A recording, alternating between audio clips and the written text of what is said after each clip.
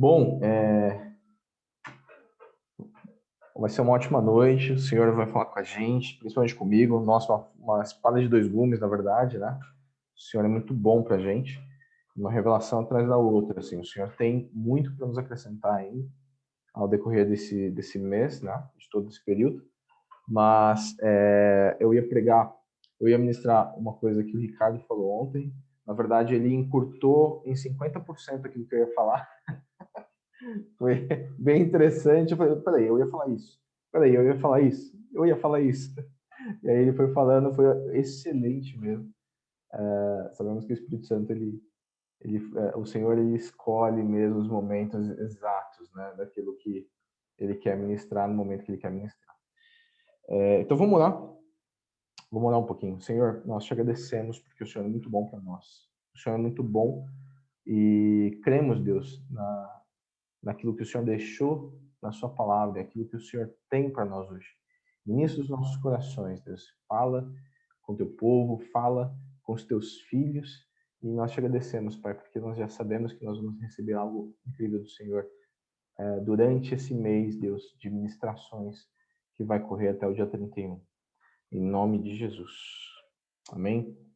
Então, irmãos, na verdade, o que eu queria compartilhar com vocês, eu vou só compartilhar um pouquinho, eu vou tentar encurtar o tempo também, tentar ficar no limite de 30 minutos, mas como o Ricardo disse ontem, eu também falo um pouquinho, né, um pouco a mais do limite, mas eu vou tentar me enquadrar ali nos 30 minutinhos, tá, que a gente combinou. Mas, primeiramente, eu queria que vocês aí abrissem a Bíblia de vocês, ou de repente, se tiver alguém, Rúbio, se der para você compartilhar também a Bíblia para todo mundo, não sei como poderia ser, como poderia fazer. Mas eu queria que vocês abrissem aí em Ezequiel. A gente vai falar um pouquinho a respeito, só um pouquinho a respeito daquilo que eu ia falar hoje, né? Que o Ricardo falou ontem, só para a gente ter um aparato mesmo daquilo e contextualizar aquilo que eu vou falar em seguida, tá? Em Ezequiel 28, Ezequiel capítulo 28, versículo 13, para não tomar muito tempo, eu vou ler aqui, tá? Versículo 13 diz o seguinte, 28, 13. Estivesse no Éden, delícia, jardim de Deus. As mais lindas e perfeitas pedras preciosas adornavam a sua pessoa. Sardio, topázio, diamante, berilo, ônix, jaspe, safira, carbúnculo, esmeralda, entre outras. E seus engastes, guarnições e outras joias eram feitos de ouro puro. Tudo foi preparado para ti no exato dia em que foste criado. Além disso, foste também ungido como um querubim guardião. Afinal, foi precisamente por essa razão que eu te designei. Estivesse também no monte de Deus sagrado e caminhava entre as pedras resplandecentes. Aqui a gente vê que Deus está falando a respeito de Lúcifer aqui, antes da queda, né? Lúcifer, antes da queda, ele foi precisamente designado, ele foi criado especificamente para este propósito, até que foi achado iniquidade no coração dele. Lá em Gênesis 1, 26, acho que todo mundo conhece esse versículo, mas eu vou ler aqui. Então Deus determinou, façamos o homem a nossa imagem conforme a nossa semelhança, de acordo com a nossa semelhança. E domine ele sobre os peixes do mar, as aves do céu e sobre todos os animais da terra. Então, o propósito, na verdade, da qual Lúcifer foi criado foi que foi precisamente para guardar, precisamente para ser um querubim guardião. Mas o propósito que Deus nos criou foi algo totalmente diferente.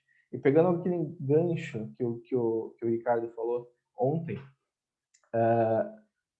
qual que é o nosso propósito? Por que nós fomos criados? A gente entende que ao decorrer da Bíblia, a gente entende que nós fomos criados para nos relacionar com o Senhor, para ser amado por Ele e amar Ele de volta. Deus, ele queria uma família. E Ele criou essa família. Ele quis essa família. E você faz parte dessa família quando você aceita entrar nessa aliança, nessa família. E Satanás, ele tinha um propósito, que era ser querubim guardião. Quando ele almejou ser igual a quem ele não poderia ser, ou seja, ele queria ser igual a Deus, sendo que o nosso semelhante, nós somos semelhantes a Deus, não Satanás, né? Não Lúcifer. Então, quando Lúcifer almejou ser igual a Deus, veio a queda dele.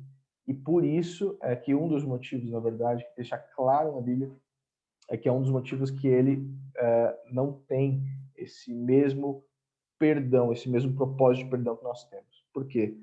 Porque ele foi designado para aquele serviço, ele foi criado para aquilo. E esse é um dos motivos que o Senhor nos resgata. Esse é um dos motivos de tipo, por que o Senhor nos resgata. Porque a gente não foi criado para fazer uma coisa. Não foi criado para ser um pastor, para ser um mestre, para ser um evangelista, para ser alguém a não ser filho de Deus, a não ser família de Deus. Então a gente foi criado para amar o Senhor e amar Ele de volta. E o interessante disso é que quando nós recebemos o verdadeiro chamado de Deus, que é amar o Senhor e amar Ele de volta, a gente entra no propósito. E é por isso que Deus, Ele nos resgata. A única forma de perdermos a salvação é não aceitar de graça. Entende? Lá em Isaías 55, fala que vinde vocês, tomem de graça, vinde comer e beber, tomem de graça, sem pagamento e nem custo nenhum. Lá em Apocalipse 3:18, o próprio Jesus, ele fala: compre de mim ouro refinado no fogo para que se enriqueça, roupa para vestir e colírio para enxergar melhor. O que quer dizer? Em Isaías 55 fala que vem e compre vinho e leite sem pagamento nem custo. Em Apocalipse 3:18 fala que Jesus fala para a gente comprar ouro dele, comprar colírio, comprar roupas dele. Que tipo de moeda que é essa? Como que você vai comprar algo de Deus? Que tipo de moeda que é essa? Irmãos, a moeda, entre aspas, né? Uma moeda de troca é você aceitar de graça, sem pagamento e nem custo. E essa é uma das grandes, o contrário, né? O inverso disso, é uma das grandes sofismas que eu vejo na igreja. Que você tem que fazer algo para Deus para receber algo dele. Quando, na verdade, a única moeda que ele aceita de troca é: vem e toma de mim vinho, leite e roupa. Vem e recebe de mim o amor que é dado de graça. E essa é a única forma da gente receber algo de Deus. Ou você recebe de graça, ou você não recebe.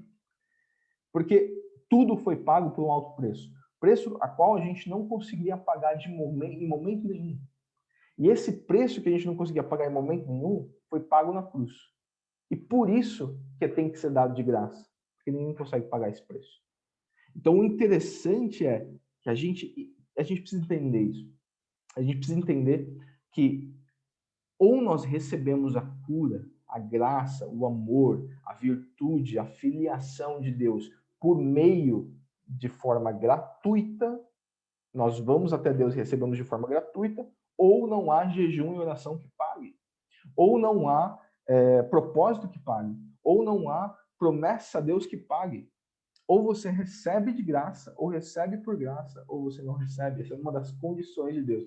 Olha que alívio, porque nós não conseguimos de maneira nenhuma receber algo de Deus, alguma virtude de Deus, se não for por Ele primeiro. Na verdade, deu um resumão aqui daquilo que eu ia falar, mas vamos para essa segunda parte, que eu queria focar um pouco mais a respeito da autoridade que nós temos por causa dessa filiação. A autoridade que nós temos em Cristo Jesus é a mesma de Cristo Jesus. Certo? Vamos lá em Mateus, Mateus capítulo 28. Diz o seguinte, ó. Eu vou abrindo aqui porque é mais rápido. Mateus 28, versículo 18, diz assim, ó. Então, Jesus, aproximando-se deles, lhes assegurou: toda a autoridade me foi dada nos céus e na terra. Certo? Toda a autoridade me foi dada nos céus e na terra. Em outras traduções está dizendo: todo o poder foi me dado nos céus e na terra. E o interessante é que essa palavra no original não é poder de dunamis, tá? Não é poder de Espírito Santo, de dunamis de Deus. É poder de exousia. Olha que interessante. Exousia, que se diz um atributo moral. É um atributo moral de Deus. É algo que você recebe de Deus como autoridade para fazer. não necessariamente poder do Espírito Santo, porque o poder do Espírito Santo é o poder de Deus, que é dunamis, certo? Então aqui, Jesus está falando, toda a autoridade foi me dada nos céus e na terra, que é a autoridade de fazer. Olha que interessante. Jesus tinha a autoridade de fazer. Ele tinha Espírito Santo? Lógico, né? A gente sabe que ele tinha Espírito Santo. Mas aqui, quando Jesus lhe falou que todo o poder foi dado na terra, é justamente essa autoridade que ele precisa, que nós precisamos ter, e esse atributo moral que nós precisamos exercer antes mesmo de conseguirmos exercer poder de Deus. Por quê? Eu vou dar um exemplo. Vamos supor que vocês aí têm filhos, né? Você tem um filho, você tem autoridade sobre o filho. Você é legalmente autorizado pela sua família, por você mesmo, né? Porque você tem um filho, então ele está sob a sua guarda, e você tem autoridade sobre ele. Você exerce autoridade sobre o seu filho. Só que o exercer a autoridade sobre o seu filho, por exemplo, vai limpar o quarto, que seja, vai limpar o quarto, você está exercendo autoridade. Se você não exercer o exousia corretamente, seu filho não te obedece. Por quê? Porque moralmente ele vai olhar para você e falar assim, ele não está falando sério. Porque exercer o exousia, ou seja, exercer a autoridade dada por Deus, é semelhante a um policial que está na rua e vê um assalto em flagrante. Ele tem a exousia de ir lá impedir esse assalto. Só que se ele não exercer a autoridade de policial dele, o assaltante não vai obedecê-lo.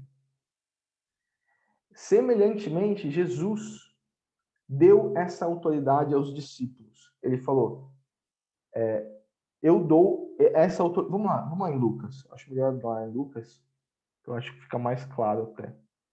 Lucas capítulo 10, versículo 19, fala assim, ó. Atentai, falou para os discípulos, eu vos tenho dado, algumas traduções diz poder, mas no original, como diz, é exousia, autoridade. Atentai, eu vos tenho dado autoridade para pisar em serpentes e escorpiões, assim como sobre todo o poder do inimigo, e nada e ninguém vos fará qualquer mal. Ou seja, atentai, eu vos tenho dado autoridade. Nessa época aqui de Lucas 10, nessa época Jesus não tinha morrido e ressuscitado ainda. Então o Espírito Santo não tinha vindo. Mas Jesus, pelo Espírito que habitava nele, deu autoridade aos discípulos, ou seja, exousia aos discípulos, para eles fazerem os milagres, para eles fazerem os sinais. Ele deu autoridade para isso. E olha que interessante, quando Jesus ele dá autoridade, os discípulos eles precisam saber que esta autoridade que ele está dando, né, essa autoridade precisa ser exercida não só com o entendimento de que você tem autoridade no Senhor, mas essa palavra exousia quer dizer que você tem que se impor moralmente como se você fosse um policial fardado. E você falar assim, você vai parar em nome de Jesus. Então, essa autoridade exousia é esse atributo moral. Deus está carimbando em você, falando assim, ó, você moralmente está autorizado em agir em meu nome. É isso que Jesus falou. Eu vos dou autoridade. Não é poder dunamis, é autoridade exousia, ou seja, o atributo moral. O dunamis vem depois, quando Jesus falou, em Lucas 28, quando Jesus fala, permanecei-vos em Jerusalém, até que do alto sejam revestidos de dunamis. Ou seja, a autoridade que Jesus deu quando ele estava na terra para os discípulos era exousia, moral, mas sob o poder que habitava em Jesus. Quando Jesus ele morreu e ressuscitou, o Espírito Santo veio até nós, fez morada em nós, agora nós temos o dunamis de Deus. Mas, se nós não exercemos o exousia, nós não conseguiremos manifestar esse poder, esse dunamis. Por quê? Porque nossa autoridade moral é fraca. Por que é fraca? Mediante aquilo que eu me imponho na palavra de Deus. Eu preciso me impor na palavra de Deus e falar, a palavra de Deus é verdade. E essa palavra, sendo verdade, eu vou tomar para mim como verdade, até endosar no meu coração. Quando enraiza no meu coração, eu consigo, de fato, externalizar o exousia, externalizar essa autoridade, esse atributo moral, porque eu começo a fazer parte disso. Eu começo a me sentir parte disso. Enquanto nós nos vermos separados de Jesus, separados onde o Senhor me salva, o Senhor é meu salvador, o Senhor é meu guia, o Senhor é aquela pessoa que me purificou, ok, tudo isso é verdade. Mas se a gente se vê como o Senhor é bom para mim e Ele lá e eu aqui, eu não vou conseguir exercer o exousia corretamente. Eu sempre vou pender em o Senhor é quem sabe. E se o Senhor quiser, acontece. Eu não me sinto parte, entende? Não sei se vocês estão me entendendo, mas eu não me sinto parte se eu não ver que eu e Jesus somos o mesmo Espírito. Eu e o Espírito Santo de Deus somos o mesmo Espírito. Se eu não me ver assim, eu não consigo manifestar esse exousia.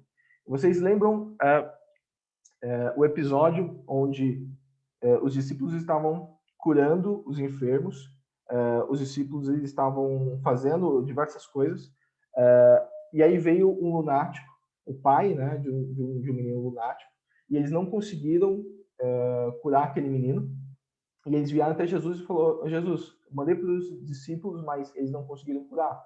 E aí Jesus falou: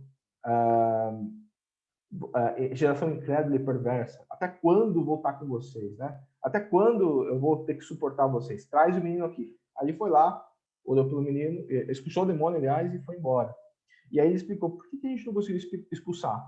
Aí ele fala, por causa da vossa incredulidade. Não é falta de fé, é incredulidade. Porque eles criam que Jesus é Messias. Eles criam no poder de Deus. Eles criam, mas, olha que interessante, mas eles não exerceram esse exousia. Eles não acreditavam que esse poder de Deus estava sobre eles. Eles acreditavam que estava sobre Jesus, mas pode ser uma hora ou outra não aconteça. Entende? Então, quando eu tomo essa identidade desse exousia, eu tenho um entendimento de que este poder de Deus é meu pelo fato de eu ser filho. E tudo que eu peço segundo a vontade de Deus acontece. E é a vontade de Deus curar enfermo? Nem precisa me responder, né? Nessa sala, com certeza, é todo tipo de enfermidade. E a Bíblia prova que todo tipo de enfermidade é curada diante de Deus, é vontade de Deus curar e é curada diante de Deus. Quando nós oramos, quando nós colocamos as mãos sobre os enfermos, quando nós devemos nos focar nisso. Mas, de novo, essa palavra exousia, autoridade, nós devemos nos apropriar da autoridade de Deus como se fosse nossa autoridade. Senão, a gente não vai conseguir manifestar essa fé. Né? Porque se eu chego para o enfermo e vou orar, ou de repente chego numa situação e vou orar em fé por aquela situação, se eu não orar em autoridade, sabendo que essa autoridade, esse poder também é meu, porque Deus me deu, eu não vou conseguir manifestar a fé necessária, eu não vou conseguir manifestar aquilo que eu gostaria que fosse manifesto. Então, por exemplo, lá em Lucas, eu acabei de citar isso, Lucas 24, 49, ele fala a respeito de até que do alto sejam revestidos de poder, né? E essa palavra até que do alto sejam revestidos de poder é dunamis, o poder é dunamis, que é o poder de Deus, né? Lucas 24, 49. Mas olha que interessante, em Marcos, capítulo 11, vamos lá, vou abrir aqui, Marcos capítulo 11, versículo 24, diz o seguinte: portanto, eu vos afirmo, tudo quanto orardes, em oração pedides, tendes fé que já o recebestes, e assim vos sucederá. O interessante é que a palavra receber ou recebestes, a palavra no original é lambano. Não sei se vai dar para abrir aí, irmão, mas vamos ver se dá para abrir. A palavra no original grego é lambano, que significa que eu pego, eu recebo de uma forma violenta. Olha isso, de forma violenta, eu vou com a minha mão, eu seguro, pego, trago para mim como meu. Eu recebo assim. Então, essa palavra lambano no original significa isso. eu violentamente, de forma positiva, tá bem explícito lá na Strong, de forma positiva, eu vou violentamente pegar aquilo, tomar posse daquilo e trazer para como se fosse meu. Então, eu violentamente faço isso. Semelhantemente, vocês lembram que a Bíblia fala que no Antigo Testamento é a sombra das coisas que ainda por vir, né? A sombra daquilo que Jesus iria fazer. E o que Deus falava para o povo dele? Ele falava, entra numa cidade e domine a cidade. Vá e domine a cidade. Olha que interessante. Quando a gente tem um exemplo também de um versículo que fala, de um capítulo que fala, pois o reino de Deus sofre violência até hoje, e aqueles que usam de violência se apoderam dele. Essa palavra também, violência, ela traz a conotação de você ir para o reino de Deus, não lutar contra Deus, mas lutar contra este sistema para forçar a entrada de Deus em você mesmo, a entrada do reino de Deus em si mesmo. Então eu intencionalmente, gente, eu forço a palavra de Deus entrar no meu coração e eu luto contra a minha própria alma, que acredita nas coisas desse mundo ainda. Então eu faço com que a minha alma seja forçada a entrar nisso. Tudo bem? Marcos 11, 24 fala sobre isso, né? Essa palavra lambano. Amém? Em Mateus 11, vou abrir aqui. Mateus 11, versículo 12, fala o seguinte: desde os dias de João Batista até agora, o reino dos céus é tomado à força, e os que usam de violência se apoderam dele. Olha que interessante. Desde os dias de João Batista até agora, o reino de Deus é tomado à força, e os que usam de violência se apoderam dele. A palavra aqui, que se usam de violência, é biazó, que é uma violência, de novo, é uma violência semelhante ao lambano, que é uma violência a qual você se apodera do reino do Espírito. Você se apodera disso. Você não é passivo em fé. Vamos batalhar a boa milícia da fé, entende? A boa milícia da fé é essa, onde eu batalho em fé no sentido de me esforçar para entrar nesse descanso, amém? Quando eu entro nesse descanso, fica mais tranquilo, eu consigo crer de fato, consigo crer e eu consigo fazer com que a minha alma descanse nisso.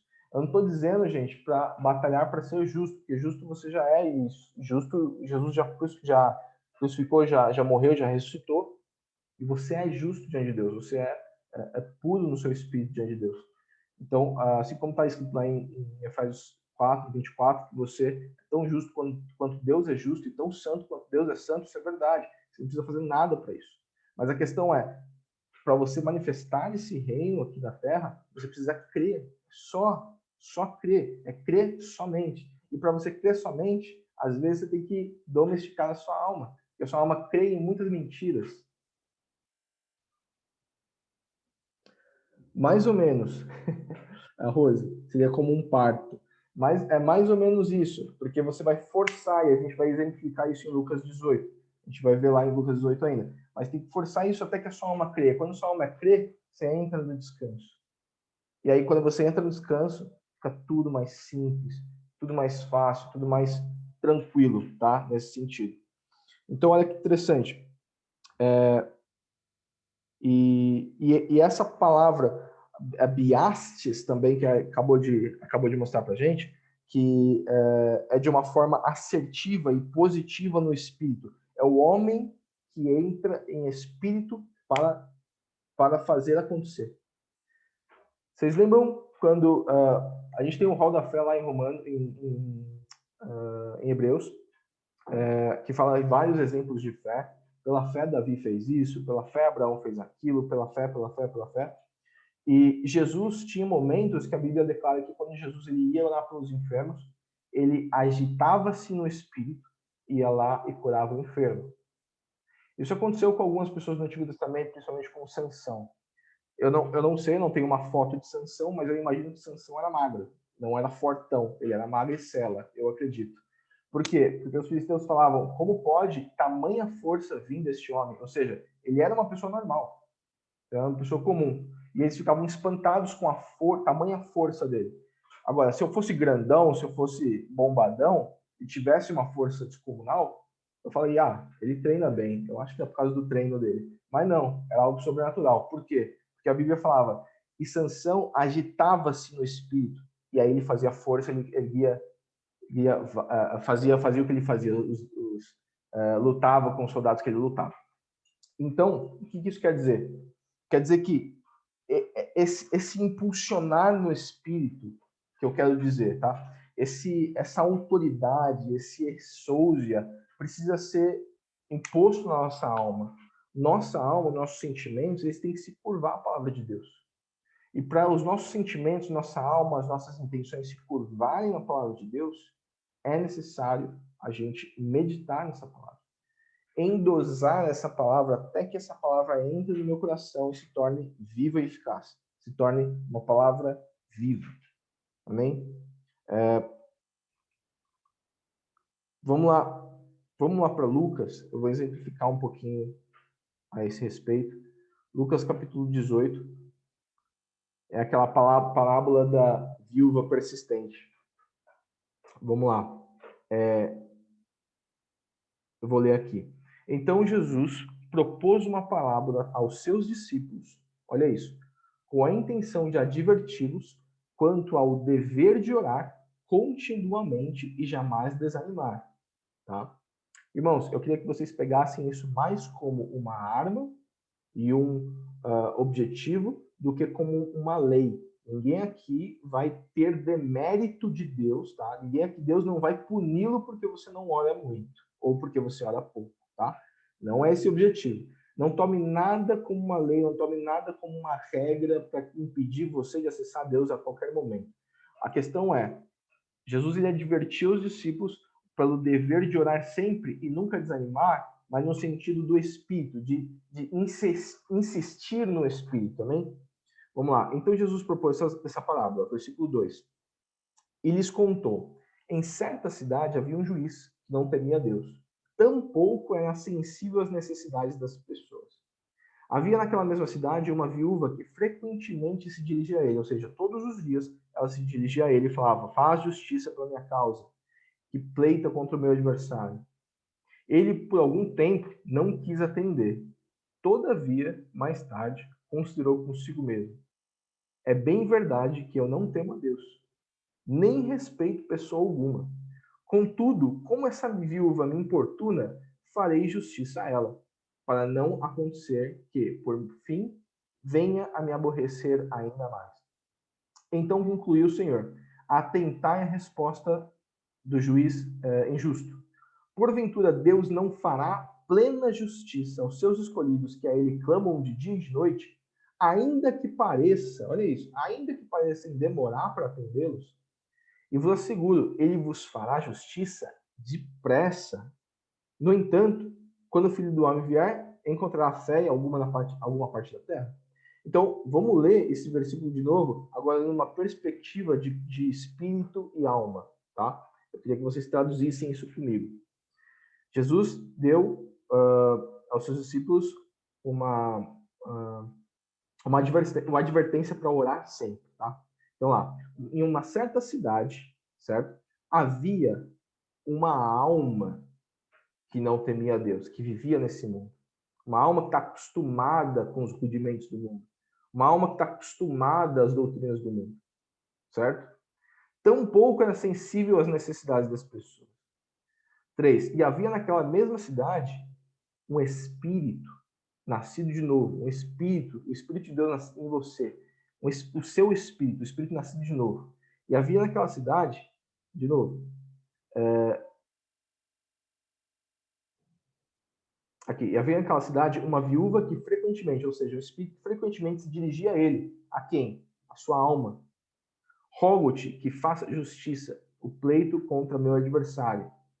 Ele, por algum tempo, não quis atender.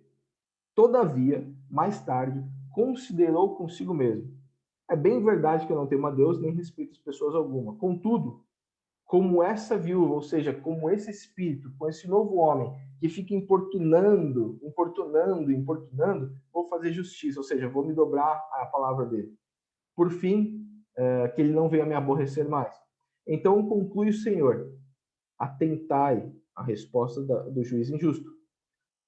Porque algumas pessoas, até em questão de doutrinários, em questão de alguns erros teológicos que as igrejas falam, que esse injusto juiz, na verdade, era Deus, né? Que, a gente tem que ficar insistindo para que Deus ele nos ouça.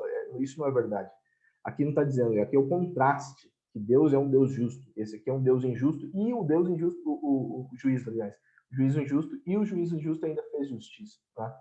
Mas aqui é um contraste que Jesus fez, né? E aí ele fala, no versículo 7, porventura, Deus não fará plena justiça aos seus escolhidos, que a ele clamam de dia e de noite, ainda que pareça demorado atendê-los. Por que parece demorado atender? Porque a sua alma tá chata, entende? A sua alma que está acostumada com as coisas do mundo, está acostumada com os rendimentos do mundo, precisa ser domesticada pela palavra de Deus. Precisa ser domesticada no Senhor, ficar com o Senhor, estar com o Senhor até que o seu pensamento, sua mente seja renovado.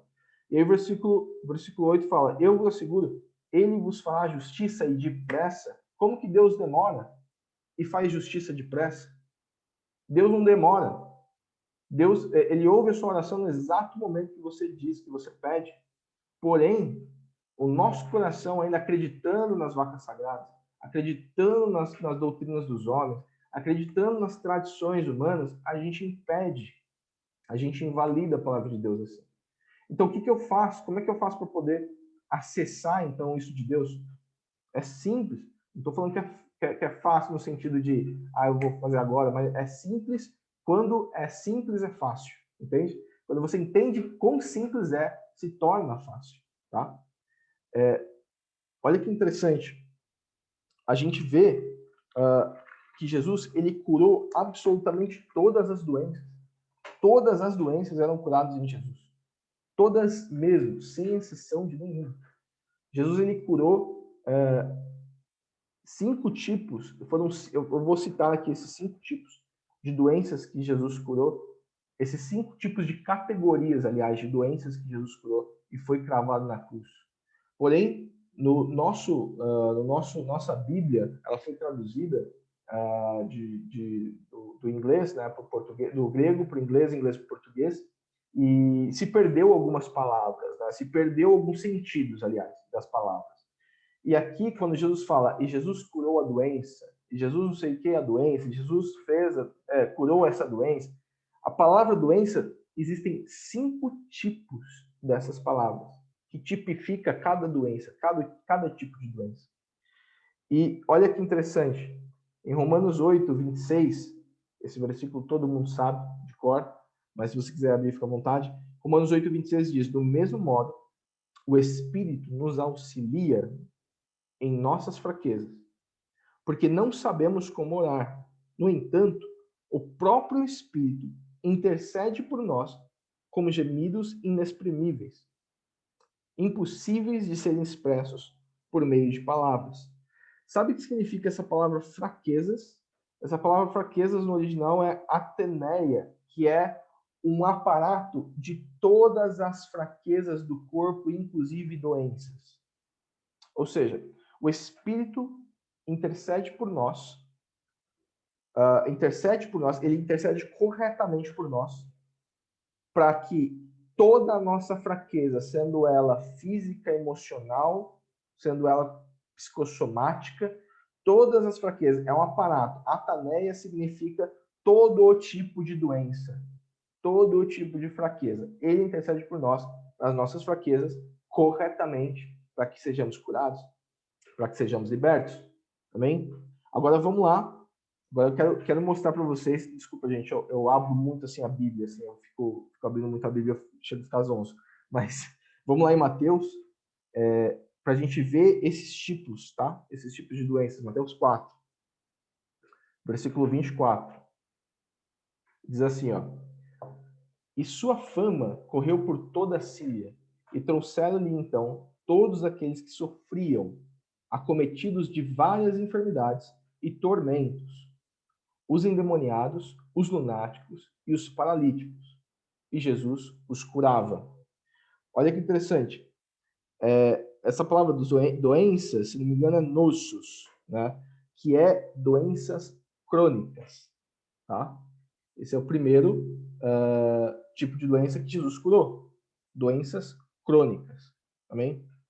No versículo 23, ali em cima, ele fala: E percorria Jesus por toda a Galiléia, ensinando nas sinagogas, pregando o evangelho do reino e curando todas as enfermidades e males entre o povo. Enfermidades aqui que ele fala é a respeito de nossos também, né? Aí tá, nossos. Mas enfermidades ali embaixo que ele fala é a respeito de maláquia, que significa doenças nos músculos. Ou seja, existe, olha que interessante, existe cura para doenças crônicas, e Jesus também curou doenças musculares, que são membros menores, né? Músculo mirrado, né? Braço mirrado, ou até mesmo paralítico, né? Então são dois tipos de doenças que Jesus curou ali, são tipos, né, de doenças que Jesus curou, e que nós vemos aqui traduzido só por enfermidades. Só está traduzido por enfermidades. Também, mas tem esses significados.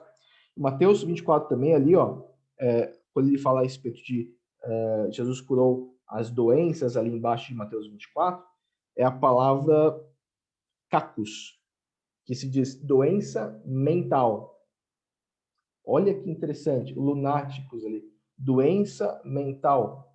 Então essa doença mental que Jesus ele curou é justamente essa parte lunática, essa parte psicossomática, né? Então é esse tipo de doença que também Jesus ele nos curou. E olha que interessante, lá em Marcos 5, da mulher do fluxo de sangue, Marcos 5, 29, diz o seguinte: olha isso. E naquele instante se lhe estancou a hemorragia e a mulher sentiu em seu corpo que estava liberta do seu sofrimento. Esse curada do seu mal, esse mal é a palavra mástigos, né? Isso, mástigos, que significa um tormento, né? É uma doença de tormento. Algumas traduções é curada de sua doença ou curada de sua enfermidade, e outras é curada de seu mal. Mas esse mal, enfermidade, tormento é traduzido como doença. Então, esta palavra máticos significa curada da sua tormenta de dores. É semelhante a uma pessoa que tem, por exemplo, enxaqueca, né? É um tipo de doença que vai e volta, fica te atormentando, né? Fica por anos lá. E ela estava há 12 anos com esse tormento, né, na vida dela. Então, essa é a palavra máticos, né? E, por último, lá em Marcos, capítulo 16, ele fala o seguinte, 16 e 18. Pegarão em serpentes com as suas mãos, e se algo mortífero beberem, de modo nenhum lhes fará mal. Sobre os enfermos imporão as mãos, e eles serão curados. Abre enfermos aí, irmão. Olha que interessante. Esse enfermos, Jesus, ele dá o máximo, na verdade, o máximo entendimento das enfermidades. Esses enfermos aí aróstos, que significa estado terminal. É semelhante a uma pessoa que está em coma, por exemplo. É uma pessoa que está em estado totalmente debilitada, sem força, debilitada.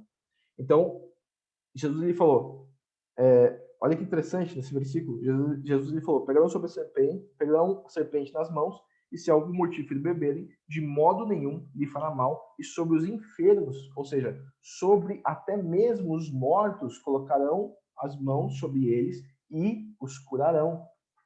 Tamanha autoridade que o Senhor deu para a igreja, que o Senhor deu para nós. Amém? E isso é que nós devemos focar, irmãos.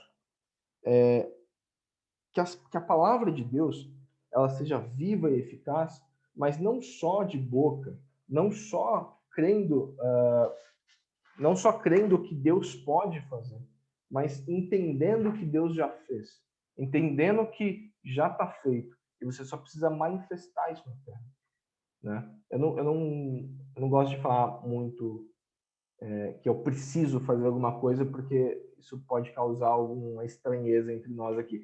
Mas o que nós somos aconselhados a fazer por Deus é justamente essa parte de exousia, essa parte de entender que o poder de Deus ele é seu por direito por causa de Jesus Cristo. E por causa de Jesus Cristo você pode exercer esse poder e fazer os mesmos milagres que Jesus fazia. Não é uma questão de, eu posso, vamos ver se o Senhor vai curar, ou será que o Senhor vai curar a minha dor de cabeça? Será que o Senhor vai curar o câncer? Da doença pequena até o máximo da doença que ela pode chegar, Jesus já levou na cruz. A gente viu esses 5 tipos de doença, sendo ela pequena ou sendo ela grande, ou seja, sejam doenças desde a psicossomática, desde uma depressão, desde uma síndrome qualquer, né? Como um pior dos acidentes, ou pior das doenças que uma pessoa pode ter, desde um membro amputado, desde um membro invalidado. Então, a gente tem que entender isso. Entender, tomar posse, primeiramente, dessa autoridade que Jesus nos deu como filhos. E se a gente entende a autoridade que Deus nos deu como filhos, a gente vai conseguir agir livremente no dunamis de Deus, no poder de Deus. Porque a gente deve exercer autoridade exatamente como um policial, por exemplo, ele exerceria autoridade quando ele visse um crime sendo cometido. Porque se um policial não usar a exousia dele, ou seja, a autoridade moral que ele tem, o dunamis não é manifestado. Ele tem que ir sacar o revólver dele e dar voz de prisão para que isso aconteça. Então a gente precisa fazer isso, sabe? A gente precisa entender isso para que possamos exercer a autoridade, esse exousia de Deus e esse poder de Deus que possa ser vivo em nós. Amém? Eu falei bem rápido porque eu queria a parte do tempo, mas é isso mesmo que eu queria compartilhar com vocês. Eu queria orar então. Também eu não sei se tem algum irmão que queira falar alguma coisa. Quer falar algo?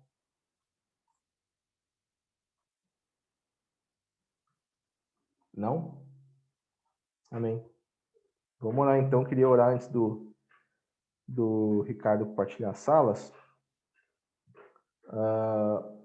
Queria orar por cura, então, por todo mundo que está aí. Queria que vocês colocassem a mão aonde vocês acham que estão com doença, ou algum tipo de enfermidade, algum tipo de dor. E vamos orar agora, amém? Deus, nós te agradecemos, porque o Senhor é um Deus que já fez tudo, já está tudo pago. O Senhor é muito bom para nós.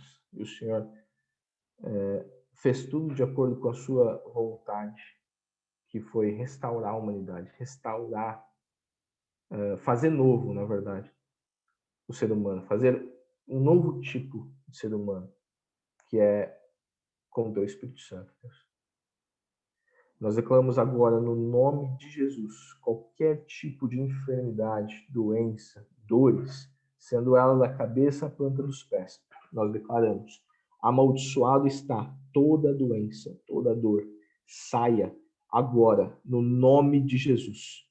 Que toda enfermidade saia, que toda dor saia e desapareça nesse exato momento. Declaramos vida agora, corpo seja curado, corpo seja restaurado, corpo responda à vida de Deus agora. No nome de Jesus. Vem, Espírito Santo, sobre a mente e sobre os corações. Obrigado, Deus, pela sua graça e pelo seu amor.